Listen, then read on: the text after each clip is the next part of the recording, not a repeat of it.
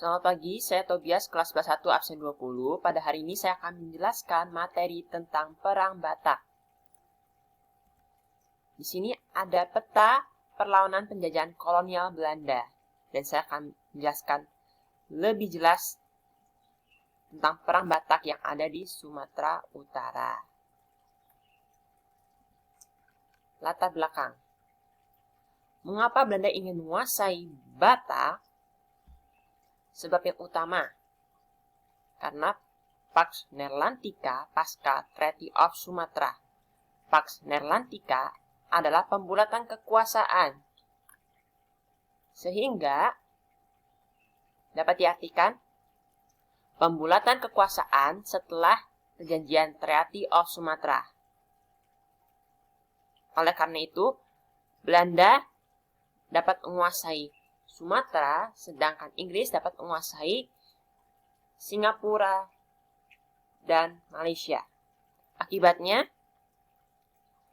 Belanda ingin menguasai daerah pribumi yang masih tersisa di Pulau Sumatera. Dan pada saat itu, daerah yang masih dikuasai oleh pribumi yaitu di daerah Aceh dan Batak. Taktik Belanda itu ada 4. Yang pertama, Zending Christen. Apa itu Zending? Zending itu bisa disebut gospel atau dalam bahasa Indonesia yaitu penginjilan. Sehingga bisa disebut penginjilan Kristen. Nah, karena penginjilan Kristen ini masuk ke daerah Batak, akhirnya terjadilah poin yang kedua, yaitu persaingan pengaruh. Persaingan pengaruh ini terjadi karena Belanda memasukkan budaya Zending Kristen ke daerah Batak yang mempunyai budaya tradisinya sendiri.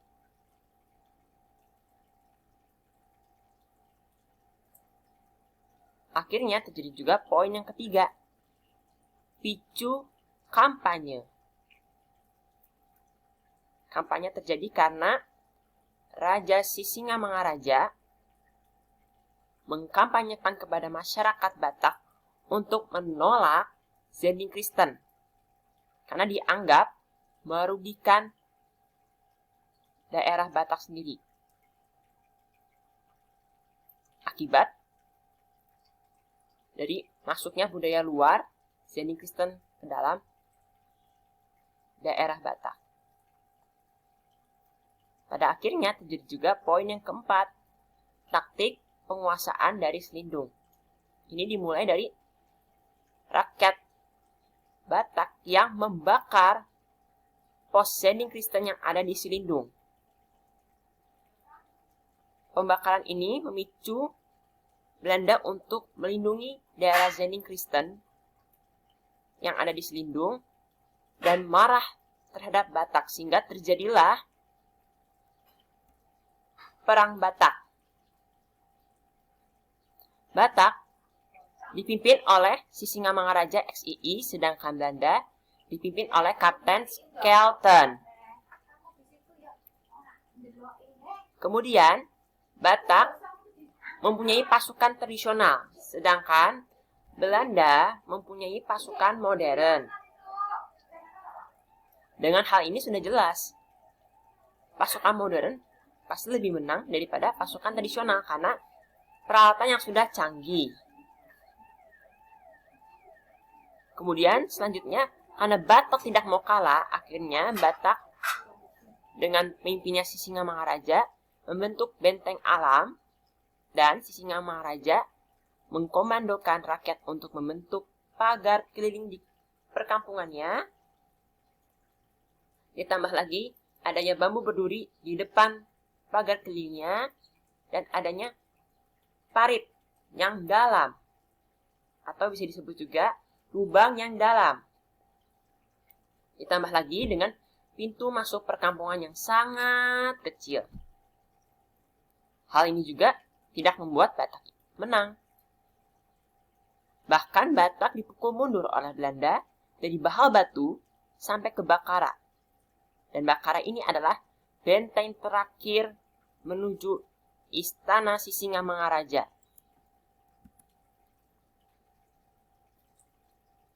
Nah, karena sudah dikepung, bahkan dikepungnya dari arah timur, barat, dan selatan, Sisingamangaraja akhirnya meloloskan diri ke daerah Paranginan melalui Danau Toba,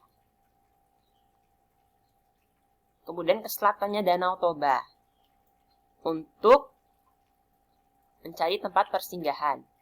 Nah, setelah ke Paranginan, tiba-tiba Belanda memperluas daerah kekuasaannya melalui istana Sisingamangaraja. Akhirnya Sisingamangaraja dipukul mundur ke daerah Tambuhan, kemudian ke daerah Laguboti, kemudian ke Balgie. Hal ini membuat Sisingamangaraja dan keluarganya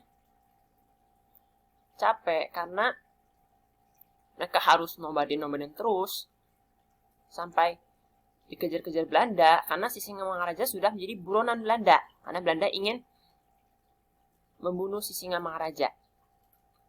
Akhirnya Sisingamangaraja pergi jauh ke segitiga Barus untuk membentuk basis pertahanan.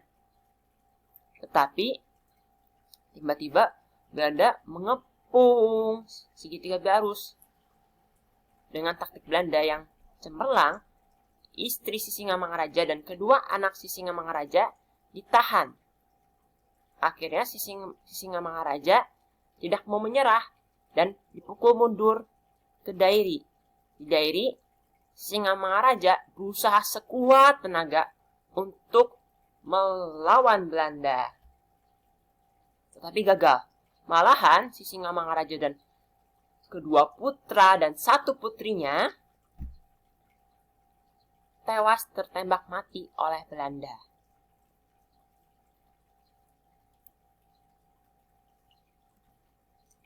Nah, ini sudah dijelaskan sama saya tadi. Cara licik Belanda, daftar tahanan Belanda, istri Sisingamangaraja, dan kedua anak Sisingamangaraja ditahan di tahanan rumahan. Kemudian, akhir Perang Batak, yaitu tertembak matinya Sisingamangaraja, Putri Lopian, putra Sultan Nagari, dan putra Patuan.